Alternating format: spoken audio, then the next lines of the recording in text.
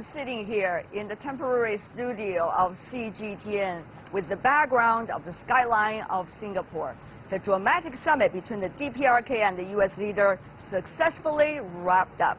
But for those journalists like us who have been covering the earlier 6 rounds of the 6-party talks, what has been achieved in that joint statement, particularly in regarding to the Korean Peninsula nuclear issue, is not necessarily new. For example, the complete denuclearization. Well, that word has been heard for many years and probably not as impressive as complete, verifiable, irreversible, the set of phrases that have been used in the earlier statements of the 6-party talks. Those were already the achievements of earlier years. Meanwhile, when you see that there is a step-by-step process of denuclearization that both sides seem to have already committed, that is nothing new either. The 6-party talks earlier have already drawn up some plans and roadmaps, and parties already trying to improve and implement, and yet it did not get done. Having said that, though, there are a lot of things that are encouraging. One of those is the bilateral relations between the DPRK and the United States. In their joint statements, the two sides have been talking about new relations between DPRK and the United States. A new relationship, a more stable relationship, certainly could create the foundation for all sides to work on the Korean Peninsula nuclear issue. On the other hand, the peace regime for the Korean Peninsula, which has been clearly put on into the joint statement, probably is even more significant. It shows at the end of the day, after more than 20 years' effort, it is not just about the denuclearization of the Korean Peninsula, that task alone, but rather how to include that into the overall picture of creating peace and stability on the Korean Peninsula, and therefore in Northeast Asia is the and probably much bigger subject that the whole world has to handle. Having said that, though, even though there are a lot of encouraging signs, a lot of things still remain unclear. For example, will there be enough trust? For example, will both sides, DPRK and the United States, implement what they have promised? Earlier signs of 6-party talks did not provide us with much positive answers for both of these questions. But you know what? This is a beautiful day in Singapore. Why don't we just celebrate at least a little bit, and we'll see how different sides interact. The news have come that the Secretary of State Pompeo of the United States is visiting China, going to interact with his Chinese colleagues. It is also clear that U.S. President Donald Trump has already been interacting on the phone with his colleagues in the region. So things hopefully will be getting better, but certainly on a very gradual basis. I'm Tian Wei saying goodbye from Singapore. See you in Beijing.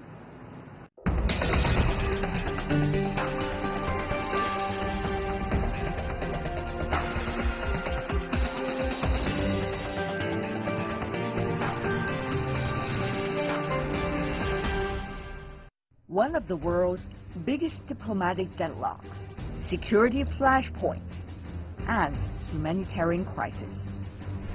It takes everyone's hard work, beginning with real efforts from these two. The Kim-Trump summit, a pivotal moment, a possible game changer. Catch our special program from Singapore, the DPRK-US summit, only on World Insight with Tian Wei. Welcome back. You're still watching our special program coming to you from Singapore, our World Insight special on the DPRK-US Summit. We have arranged a panel of scholars to share with us the latest analysis in Beijing. Victor Gao Zhikai, Vice President of the Center for China and Globalization.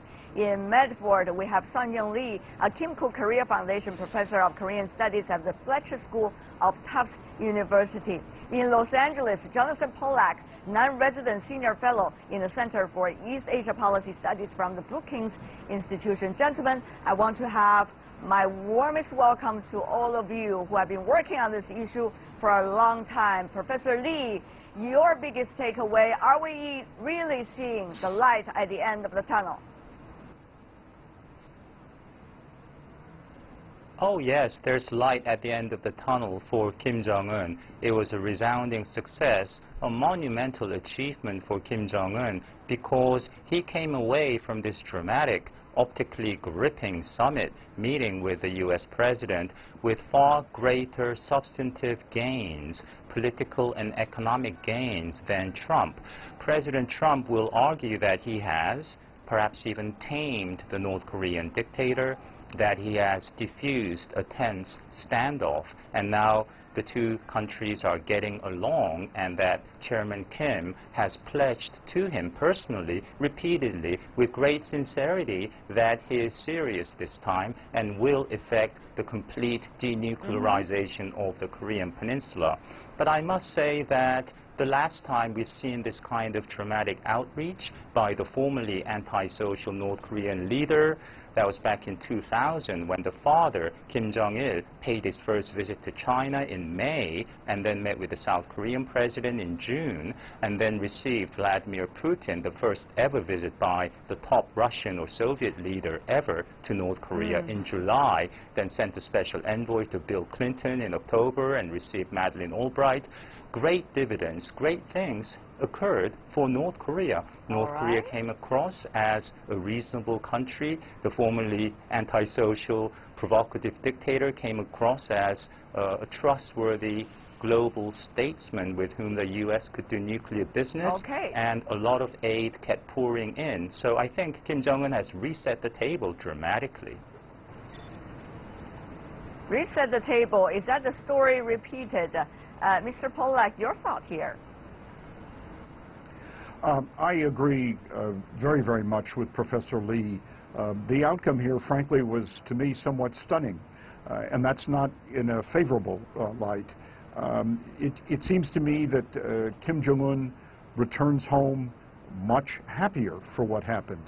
He's been legitimated by the President of the United States as a leader. He has sat across the table or next to him as an equal, and he held his own in that context.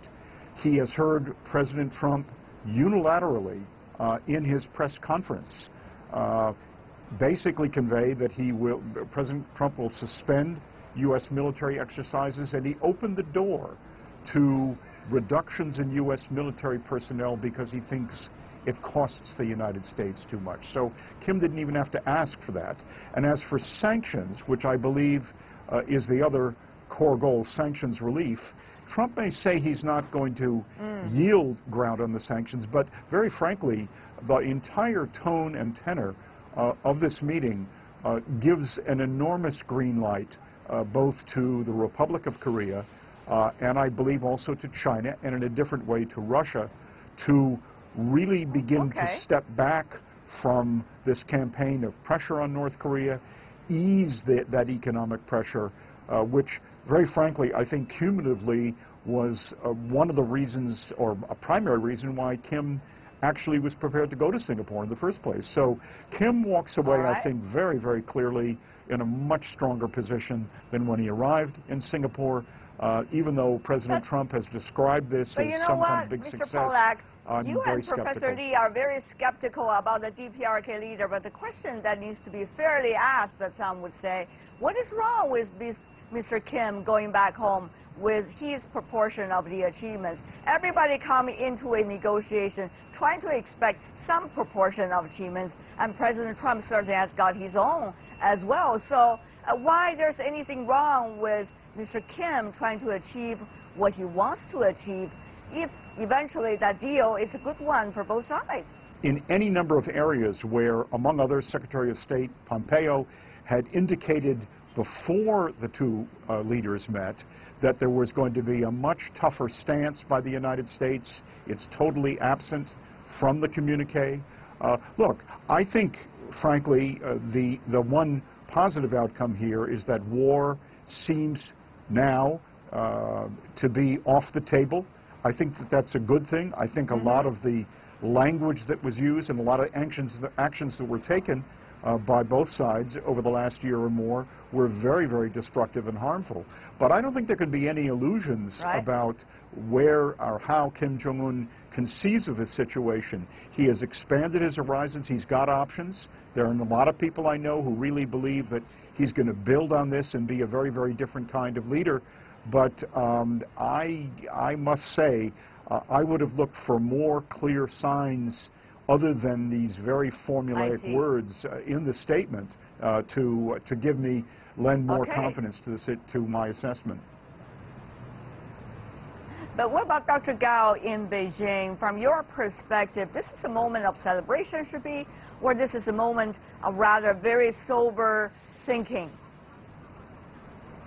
Well, today's summit meeting in Singapore is indeed a landmark event. So for today, let us keep the best faith and let's hope for the best.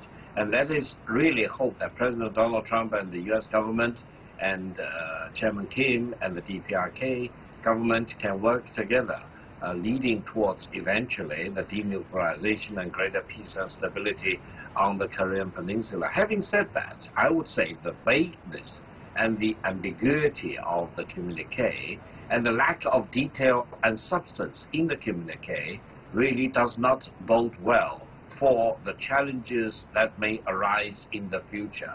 I would say if the litmus test of the whole exercise is denuclearization of the Korean Peninsula, we do not know how denuclearization can be achieved today after the summit meeting as before the summit meeting. And if we, for example, come up with a guesstimation as to how long it may take, it may not be surprising if denuclearization will not be achieved even after President Donald Trump leaves the office, whether it is 1 term or 2 terms. The time consumed may be very long and very protracted. So I think for that particular matter, we need to be very pragmatic and realistic, and we need to be sober in our assessment of the challenges going ahead. Okay, if we are sober about the challenges ahead, what would be the very first challenge that all sides should work on? And pragmatically, they will be able to solve it, because we have to build from the easiest one up so that there can be enough confidence building. There can also be a lot of toolboxes to be used. Mr. Lee. If I may predict the future, this is what's going to happen. Kim Jong-un will meet with President Putin. Putin's invited him to Russia in September. That's going to happen. Kim Jong-un in the next few months will meet with Prime Minister Abe, and he will increasingly come across as a legitimate, trustworthy global leader. Kim Jong-un may even speak at the UN General Assembly, and can you imagine the splash, the sensational reaction if Kim were to come to the U.S., to New York City, and speak at the UN would cause. You saw how Kim Jong-un, just by taking a late-night stroll throughout Singapore, how warmly he was greeted, you know, loud cheers and people saying, "I love you," and so forth. Multiply that by, about 1 million if Kim were to come to New York. But if I may just offer one more analogy. Right. In January 2001, Kim Jong-il visited China once again to Guangdong province, to the special economic zone, and of course that was an attempt to relive the southern tour, so-called, by Deng Xiaoping in 1992, which back then was a reaffirmation of Deng's policy of reform and opening, and I know Dr. Pollock and others remember. Right. It was hailed, Kim Jong-il's trip in 2001 was hailed as the arrival of a new Deng, a Korean Deng, a reform-minded North Korean leader. Kim Jong-un will do that. So my point here is Kim Jong-un will continue to be accepted as a legitimate leader who's going to take his nation toward a more constructive path of denuclearization and reform. And in the meantime, he will have bought time and money with which to do what he really desires, which is to further continue to develop, advance his nuclear and missile capabilities. It seems that 2 of you, at least out of 3, are very skeptical about DPRK, their capability of implementing what they have promised in the bilateral document. But one would say, fairly speaking, the same scrutiny should also apply to the United States, whether Washington has been implementing what its promise had been. So what about that? Dr. Pollock. And what's kind of ironic here is that the one thing that President Trump had managed to do over the last 18 months was to build a coalition, including China, I might note, to really put pressure on North Korea for its actions. Now he's reversed course in ways that are really quite stunning, almost as if the last 18 months didn't happen. So you're correct in that over time, American policy has often been very, very inconsistent. But if I'm trying to put myself in Kim Jong-un's shoes right now, the fact that he will take advantage of these circumstances shouldn't surprise us. Like any leader, he has to grasp at opportunities wherever he can get them. And if at this point the United States has embarked on a new direction yet again, it does, on the one hand, give Kim opportunities. On the other hand, it also means that Kim probably has to do much less to accommodate to the United States. I mean, as Dr. Gao noted before, this is going to be an incredibly protracted process. The United States government, from administration to administration or within administrations, is not exactly noted for consistency. I think Kim understands that. He's playing for time here because time is to his advantage. It's Trump right now who needs something much more tangible. Well, not too much magical thinking, but at the same time, maybe not too pessimistic either. Dr. Gao, has the other two guessed too pessimistic according to your standard? No, I don't think so. I think they are being realistic. I think you asked the question about the United States. I don't think the United States has a good track record of keeping its promises in recent years. Look at what happened to Iraq, what happened to Libya, what happened to Syria, and look at the fact that the United States under President Donald Trump walked out of the Iran nuclear deal at a time when President Donald Trump really wanted to hold out the olive branch and to entice Mr. Kim of DPRK to walk into this denuclearization deal. Right. I think if you put yourself into the shoe of President Kim of DPRK, he must have thought very carefully about all these dangerous precedents, and he does not want to fall into the trap again. Therefore, I think the United States really need to redouble its efforts to convince DPRK that this time it is serious. This time it means business. This time whatever it promises will not be retracted. And the commitments made by both DPRK and the United States will be kept. Otherwise, I think the denuclearization will remain a pipe dream. There is one crucial question that we haven't asked, that is, what about this deal? I mean, gentlemen, take a look at this deal. I mean, three things about DPRK and the United States directly: peace regime, bilateral relations, POW, MIA things. And the other thing is about how to deal with the future nuclear challenges, complete denuclearization. But you think about all of this thing. This is the idea long existing. So actually we are not seeing anything new, are we? Mr. Pollock. Yes. Tian Wei, we are seeing one thing that is different, and this really does reflect President Trump. In essence, he is presenting to Kim Jong-un an alternative vision of what North Korea's future would look like, or at least how Donald Trump would envisage that future. High-rise buildings, golf courses, McDonald's franchises. That's the way Trump conceives of this. And in essence, he's trying to say to Kim, that can be your future too. The question is whether Kim has the confidence, the certainty that that's not far too big a risk to his own interests. Because what North Korea has done for decades after decades is to keep the outside world out, including China, to the degree that has been practicable for them. So is Kim really ready for this kind of a roll of the dice? On that, you know, if you can kind of control and contain the superficial manifestations of a more modern North Korea, maybe he can really hold on to that power. But very frankly, Trump has said, I'll give him security assurances, but security assurances are more than military security. Okay. In effect, Trump is saying, I'm going to give you job security, but no leader can give another leader job security. We are not here to do a competition of who has the cleanest slate of history record. The thing is, how can we get things moving and moving in the right direction for everyone's benefit for the future? So Professor Lee, tell me, what would be the way that parties could work together, if there is a way? You know, Hugo Chavez, speaking at the UN General Assembly many years ago, said, I smell sulfur, because George W. Bush had spoken at the podium before him, speaking of the devil. Where are the details for the devil to take delight in this joint statement?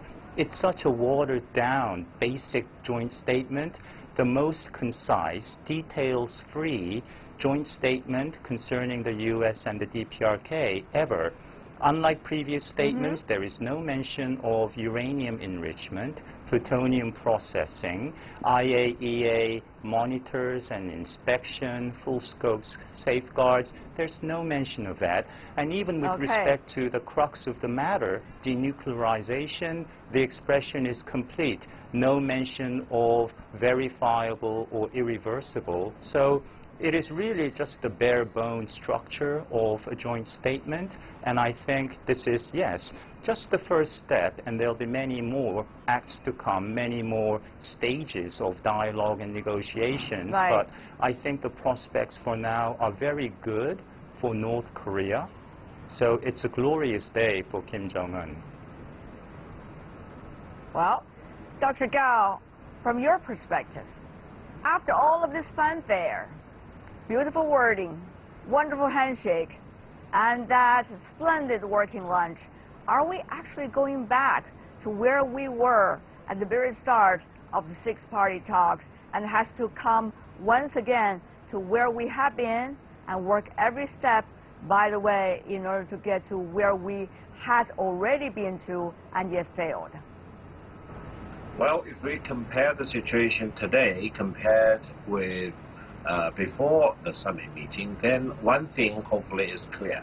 That is, today and hopefully in the coming months and years, there will be less of a prospect of a war on the Korean Peninsula than before. Keep in mind, just about 6 months ago, Korea was on the brink of war, and President Donald Trump was talking about fire and fury and complete annihilation of DPRK, and he was talking about he has a bigger button, for example.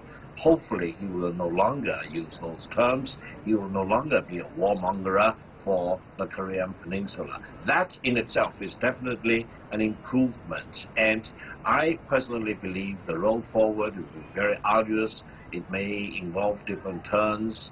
Gao Zhikai, Jonathan Pollock, and Sun Yong Lee. Thank you so much, gentlemen, for being with us. And that is all the time we have for today for our special coverage coming from Singapore, our very last edition on the DPRK-US Summit. If you would like to see more, try to find us World Insight CGTN into your search engine, or check out our YouTube channel. You can also follow us on Twitter, Facebook, and Sina Weibo. From me, Tian Wei, and everyone on the World Insight team here in Singapore and back in Beijing, thanks so much for watching, and tune in again next time for insights across China and around the world. We're going to say goodbye to Singapore and hello to Beijing tomorrow. Bye for now.